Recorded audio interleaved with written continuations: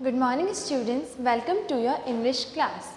हम आपके UT second में आने वाले चैप्टर्स का क्या कर रहे हैं, रिवीजन कर रहे हैं। जिसमें जो आपका चैप्टर थर्ड था, जिसमें पोएम थी आपकी स्टैंडिंग ऑन द शोर, उसका मैंने आपको रिवीजन करवा दिया है। थर्ड चैप्टर के अलावा आपका चैप्टर नंबर फोर्थ भी आपके यूटी सेकंड के एग्जाम में आ रहा है। तो आज हम करेंगे आपके चैप्टर 4 का रिवीजन। थर्ड चैप्टर में मैंने आपको पोइट्री को एक्सप्लेन कर दिया था, उसके क्वेश्चन आंसर्स को भी हिंदी में एक्सप्लेन किया था। तो आई होप आप सबने लर्न कर लिया होगा, रिवाइज कर लिया होगा। नाउ जो आपका चैप्टर फोर्थ है वो है द शिप, यानी एक शिप है जिसके बारे में चैप्टर है, उससे रिलेटेड उसमें जो लोग थे उनके बारे में और क्या क्या हुआ उसके बाद शिप के साथ, उसके बारे में। ओके स्टूडेंट्स, तो पढ़ते हैं। ओके, तो हम स्टार्ट करते हैं। क्या होता है इस चैप्टर में, एक बहुत ही बड़ी सी शिप होती है, बहुत बड़ी एक शिप होती है जो कहाँ निकलती है, अपने वोयाज पे। वोयाज क्या होते हैं स्टूडेंट्स, जल यात्रा, यानी पानी में जब हम यात्रा करते हैं, ट्रैवल करते हैं, तो उसे क्या कहते हैं, वोयाज। तो क्या होता है, एक बार एक बहुत बड़ी सी शिप कहाँ जाती है, अपने वोयाज पे, अपनी यात्रा पे जाती है।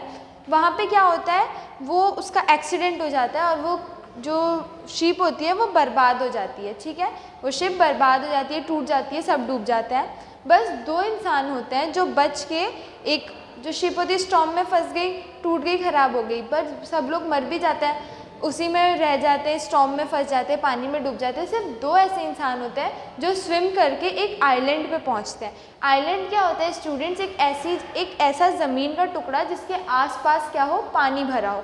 तो ऑब्वियसली जब वो समुद्र में गिरे तो आसपास पानी होगा, वो स्विम करके कहाँ पहुँचे, एक आइलैंड पे पहुँचे। आइलैंड कैसा था, बिल्कुल डेजर्टेड था, मतलब उस आइलैंड पे कोई नहीं रहता था, कुछ खाने पीने का, मतलब बिल्कुल सुनसान आइलैंड।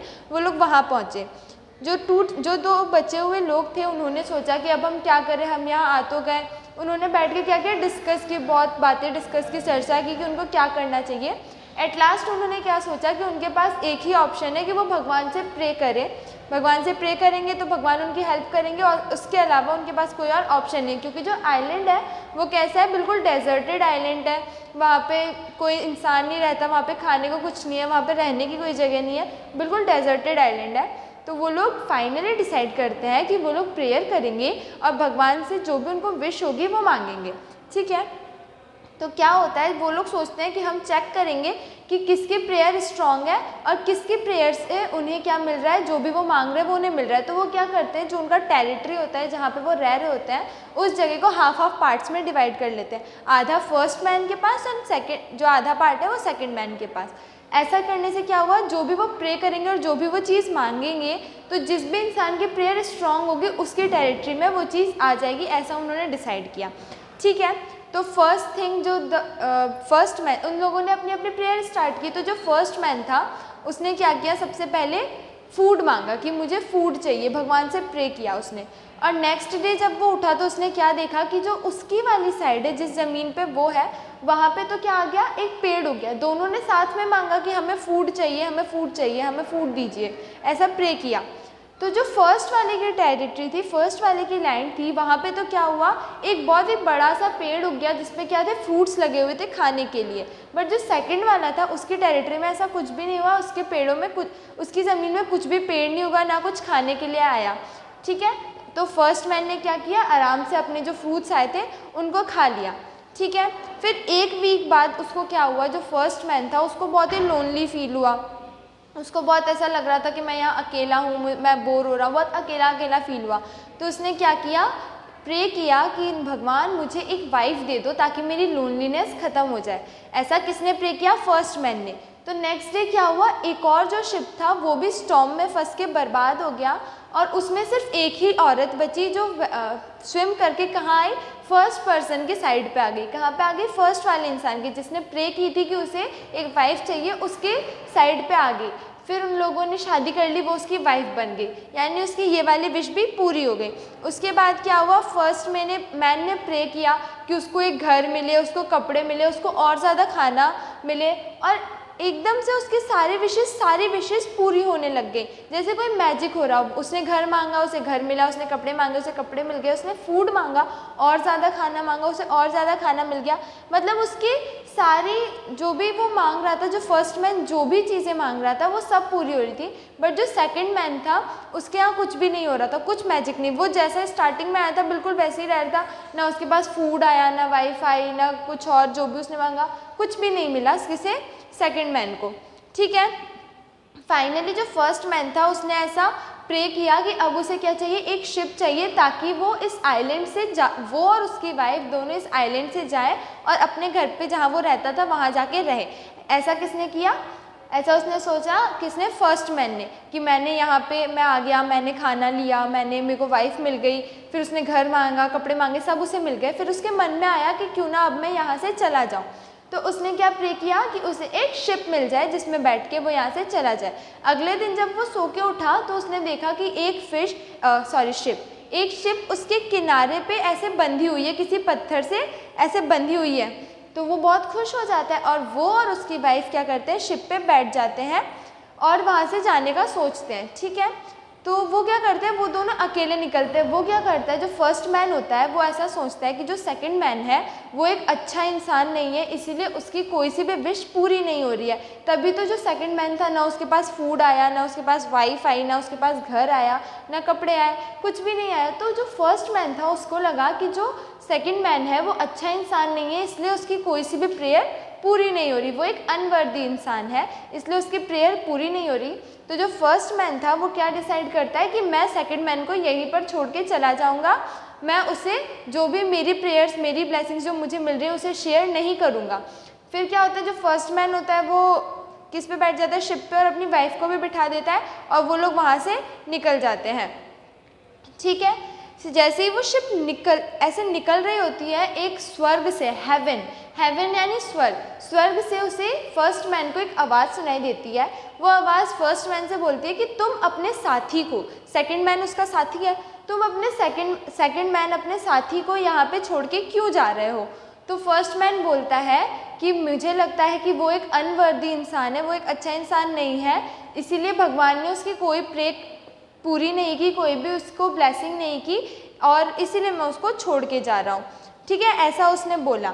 तो उसने, जो स्वर्ग से आवाज़ आ रही है, उन्होंने क्या हुआ, चिल्लाते हुए बोला, गुस्से में फर्स्ट मैन को डांटते हुए कहा कि तुम्हें गलत फहमी हो रही है, ऐसा कुछ नहीं है।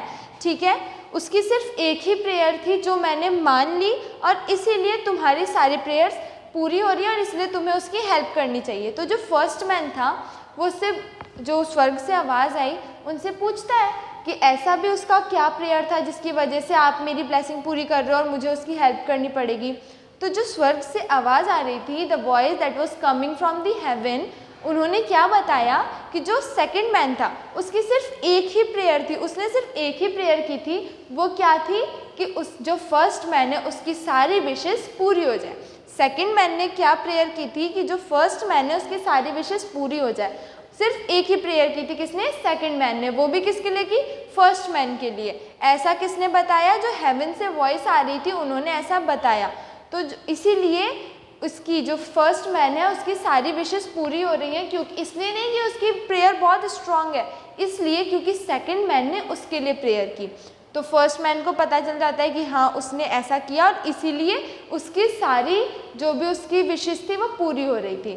ठीक है स्टूडेंट्स, तो इस स्टोरी से हमें क्या मोरल मिला कि हमारी जो भी प्रेयर्स पूरी होती है, हमें जो भी ब्लेसिंग्स मिलती है, वो सिर्फ इसलिए नहीं कि हम बहुत मन लगा के प्रे करते हैं, वो इसलिए पूरी होती है क्योंकि दूसरों ने भी हमारे लिए प्रे किया होता है। ओके स्टूडेंट्स, तो किसी भी चीज़ के लिए खुद को ही हमेशा सुपीरियर नहीं मानना चाहिए। जो लोग हमें सपोर्ट करते हैं और हमारे लिए प्रे करते हैं, हमारी सक्सेस में उनका भी बहुत ज़्यादा सपोर्ट होता है। ओके स्टूडेंट्स, तो इसके साथ आपका चैप्टर 4 का रीडिंग कंप्लीट हो गया।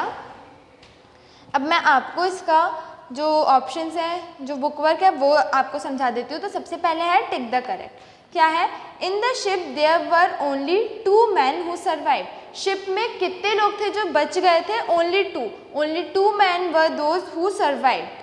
The survivors were able to swim to a very small deserted island. जो सर्वाइवर्स थे वो बच के कहाँ स्विम करके कहाँ पहुँचे, एक छोटे से कहाँ पे डेजर्टेड आइलैंड पे, ऐसा आइलैंड जहाँ पे कुछ भी नहीं था।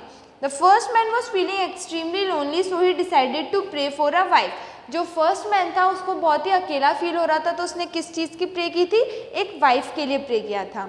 He considered that the other man was unworthy to receive God's blessing. जो फर्स्ट मैन था उसने क्या सोचा कि जो सेकंड मैन है वो अनवर्दी है, यानी वो इस लायक नहीं है कि भगवान उसे ब्लेस करे और उसकी प्रेयर्स को सुन ले। ऐसा किसने सोचा, फर्स्ट मैन ने। The other man prayed that all his friends prayers be answered. जो सेकंड मैन था उसकी क्या प्रेयर थी कि जो फर्स्ट मैन है, जो उसका फ्रेंड है, उसकी सारी जितनी भी प्रेयर्स है वो सब पूरी हो जाए। ठीक है, अब मैचअप्स है। द फर्स्ट वाला किससे मैच होगा, सी से।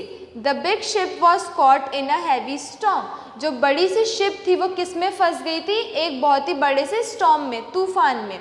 ठीक है, द नेक्स्ट सेकंड वाला आपका किससे मैच होगा, ए से। The next morning the first man saw a fruit bearing trees on his side. अगले सुबह जब फर्स्ट मैन उठा तो उसने क्या देखा, एक बहुत ही बड़ा सा पेड़ जिसमें क्या थे, बहुत सारे फ्रूट्स लगे हुए थे। ठीक है, थर्ड क्या है, थर्ड वाला आपका ई से मैच होगा। The first man boarded the ship with his wife.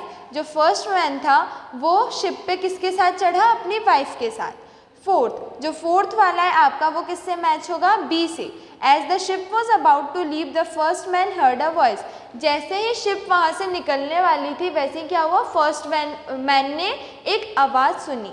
Our blessings are not, ये जो फिफ्थ वाला है ये डी से मैच होगा, किससे, डी से। Our blessings are not the fruits of our prayers alone. यानी हमें जो भगवान से ब्लेसिंग्स मिलती है वो सिर्फ हमारे प्रेयर्स की वजह से नहीं मिलती, जो दूसरों ने हमारे लिए प्रेयर की होती है उसमें भी उसका बहुत ज़्यादा सपोर्ट होता है, वो उनकी वजह से भी हमारी जो ब्लेसिंग्स होती है वो हमें मिलती है। Now question answers. Why did the two men agree to divide the territory between them? Because they wanted to know that whose prayers are more strong. यानी जो दो लोग थे उन्होंने अपनी टेरिटरी को क्यों डिवाइड किया, क्योंकि वो जानना चाहते थे कि उन दोनों में से किसकी प्रेयर ज़्यादा स्ट्रांग है। Second, when another ship was wrecked, who was the survivor? जब दूसरी शिप भी तूफान में फंस के बर्बाद हो गई तो उसमें कौन बचा था, when another ship was wrecked, the survivor was a woman. जब दूसरी शिप भी तूफान में फंस के, स्टॉर्म में फंस के बर्बाद हुई तो उसमें जो सर्वाइवर थी वो कौन थी, एक विमेन थी, यानी एक औरत थी। Why did the man consider the other man unworthy to receive God's blessing?